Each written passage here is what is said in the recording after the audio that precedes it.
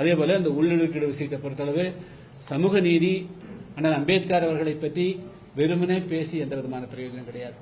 கண்ணெதிரே அரசியல் சாசனத்தில் வழங்கப்பட்ட 18% இடஒதுக்கீட்டை ஒரு சாதிக்கு மட்டும் கொடுக்கிறது எந்த விதத்தில் நியாயம்னு சொல்லுங்க. அவங்க கொடுக்க வேண்டாம்னு சொல்லுங்க. 3% மட்டும் கொடுப்பதற்கு பதிலாக எலாஸ்டிசிட்டி ஸ்ட்ரெச்சிங் சொல்லிட்டு 3%, 4%, 5%, 18% ஒரு குறிப்பிட்ட சாதி கொடுப்பது மூலமாக ஆதிராவிடர் என்று அழைக்கப்படக்கூடிய பறைய சமுதாயத்தினுடைய இளைஞர்களும் தேவேந்திரோட சமுதாயத்தினுடைய இளைஞர்களும் இன்னும் பல சிறுபான்மை சமுதாயத்தை சேர்ந்தவர்களும் மிகப்பெரிய அளவு பாதிப்புக்கு ஆளாகிறார்கள். எனவே இந்த ரெண்டுக்கும் தமிழ்நாடு அரசு உடனடியாக தீர்வு காணணும். நாங்கள் ஏற்கனவே நவம்பர் மாதம் 7ஆம் தேதி சென்னையில் எங்களுடைய போராட்டம் நாங்கள் அறிவிச்சிருந்தோம். அதை காவல்துறையை பயன்படுத்தி அவர்கள் அதுக்கு நடத்தவிடாமல் பண்ணாங்க. டெல்லியில் நாங்கள் சுமூகமாக நடத்தினோம். இன்று கூட அது குறித்து வழக்கு தான் நான் சென்னை போயிட்டு வந்தேன். அதனால விரைவில் தமிழ்நாடெங்கும் இந்த மாஞ்சோலை மலையக மக்களுடைய வாழ்வுரிமையை பாதுகாக்க வலியுறுத்தியும் அதே போல உள்ளொடுக்கீடு மூலமாக ஏற்பட்டிருக்கக்கூடிய அந்த குறைபாடுகளை அந்த பாதிப்புகளை சமூக நீதியை களையக்கூடிய வகையில் அதை முதலெடுத்து செஞ்சுட்டு முறையாக இப்ப இருக்கக்கூடிய இந்த 2024 அந்த எல்லா சமுதாயம் அந்த 76 சாதிகளுடைய உண்மையான மக்கள் தொகை கணக்கெடுக்கணும். அரசாங்கத்தினுடைய துறையில் ஒவ்வொரு சாதியும் எந்த அளவுக்கு அவர்கள் இப்பொழுது இடம்பெற்றிருக்கிறார்கள் என்பதை கண்டறிந்து அதுதான் ஜனார்த்தன் கமிஷனுடைய ரிப்போர்ட்டும் அதுதான்.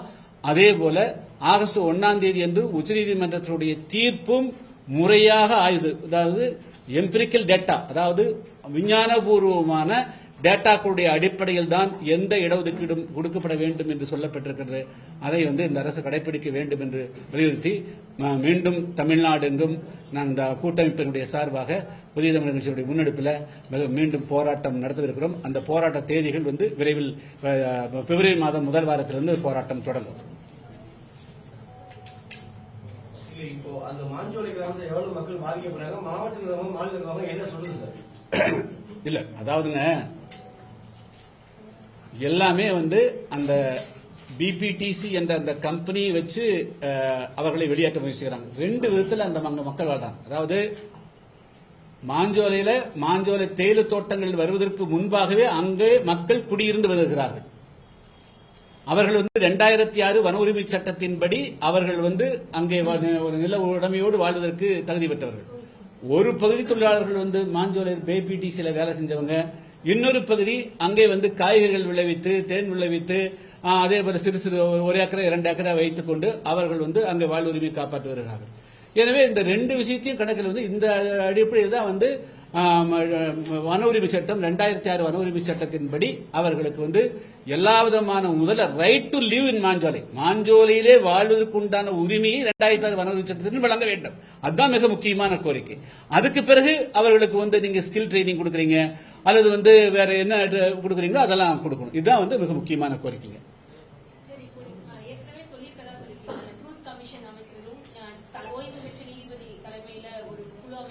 ஓய்வு பெற்ற நீதிபதினு சொல்லிட்டேன். அது பிரசிடன்ட் நீதிபதியாக இருக்கலாம், ஓய்வு பெற்ற நீதிபதி இருக்கலாம். அது நீதிபதினு சொல்லிக்கிறேன்.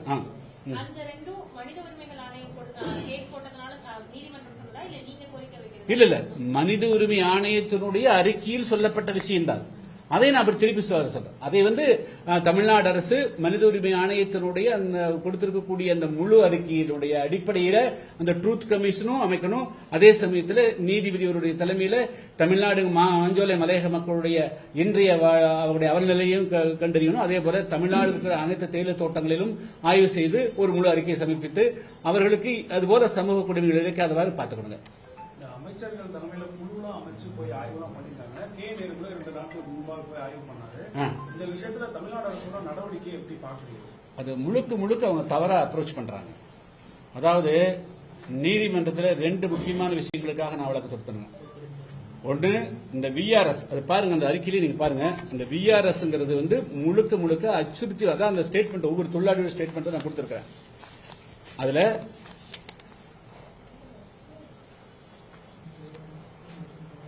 அதாவது உங்களுக்கு கொடுத்த பேஜ் நம்பர் 89 பாருங்க. தேர்ஃபோர் பேஜ் நம்பர் 89, அதாவது கடைசி 89 அதாவது 9.16 9.16 அதுல therefore The scheme launched with the BPTCL management on 30/5/2024 as VRS and MOS perpetually signed on 15/6/2000 was not voluntary. It was a rather compulsory retirement scheme against which 3-4 workers of Singamati Manjoli already filed in the WPS in the Honorable Court of Madurai. So, அவங்களுடைய finding என்ன, நாங்க என்ன சொன்னோமோ அதுதான் வந்து NHRC சொல்லுது. அது வந்து it is not voluntary, it is totally compulsory. இதுக்கு சப்ஸ்டன்சியேட் பண்ற மாதிரி தான் வந்து ஒவ்வொரு தொழிலாளியுடைய இது இருக்குங்க. எப்படி எல்லாம் அவங்களை கூட்டு போய் வாங்கினாங்க அப்படிங்கிறது, எப்படி ஃபோர்ஜரி பண்ணாங்கிறது வந்து பால்வின் அப்படிங்கிற ஒரு தொழில் சொல்லியிருப்பாங்க. அதாவது இந்த மாதிரி நான் கூட்டம் நடத்தணும் அப்படிங்கிறதுக்கு சாட்சி கையெழுத்து போட்ட பால்வின் வந்து NHRC முன்னாடி போய் சொன்னாரு, எனக்கு வந்து அந்த மாதிரி ஒரு கூட்டம் நடந்தது எங்கிட்ட சொல்லவும் இல்லை, என்னுடைய கையெழுத்து இல்லைங்கிறது கூட அவர் மறுத்திருக்கிறார். ஸோ இது மாதிரி வந்து அங்க இருந்த தொழிலாளர்களை அச்சுறுத்தி பயமுறுத்தி 4 பேரை கூப்பிட்டு வச்சு அந்த மேனேஜர் பட்டாச்சரியாங்கிறது கையெழுத்து வாங்கி ஃபோர்ஜரி பண்ணாங்க, கம்பல்சரி பண்ணாங்க. ஸோ அதை ரத்து செய்யணுங்கிறது தான் எங்களுடைய மிக முக்கியமான கோரிக்கை. 2006 வன உரிமை சட்டத்தின்படி அந்த குடும்பத்தை சார்ந்தவர்கள், வன உரிமை சட்டத்தில் ரொம்ப சிம்பிள் லாஜிக்ங்க, 3 தலைமுறைகளுக்கு மேலாக ஒருவர் வனப்பகுதியில் வாழ்ந்தால் போதும், அவர் வன உரிமை சட்டத்தின்படி அவர் வந்து எல்லா உரிமைகளையும் வனத்தில் பெறுவதற்கு உண்டான தகுதி வாய்ந்தவர். இதுதான் any person lived in more then 3 generation in a forest areas eligible to get 2006. இதுதான் சிம்பிள் லாஜிக். இதை வந்து தமிழ்நாடு அரசில் இருக்கக்கூடியவங்க அதிகாரிகள் முறையா வந்து முதலமைச்சர் இடத்தில் விவாதிச்சாங்களான்னு தெரியாது. இதனுடைய சரத்தினுடைய பொருள் இப்படித்தானுங்கிறது தெரியாது. இங்கிலீஷ்ல வந்து 2006 any person who live primarily அப்படின்னு தான் வருது. அவங்க வந்து அங்க வனத்தில் இருந்து கொண்டு வேறு வேலைக்காக 50 கிலோமீட்டருக்கு அப்பால் போனா கூட அவன் வனவாசியா தான் கருதணும் அப்படிங்கறது அதுல இருக்குது. சோ இதையெல்லாம் முதலமைச்சர் எடுத்து சொன்னாங்களா, விளக்குனாங்களா, வெறும் அந்த ஃபாரஸ்ட் ஆபீசர்ஸ் மட்டும் சொல்றதை வச்சுட்டு அதுல பிபிடிசி மட்டும் சொல்றது தெரியல. அதனால அதுக்காக தான் நான் தொடர்ந்து வந்து முயற்சி எடுக்கிறோம். தமிழ்நாடு முதலமைச்சரை பார்க்கலன்னா கூட தமிழ்நாடு தலைமைச் செயலாளரை பார்த்து வந்து நான் எக்ஸ்பிளைன் பண்ணுவேன்.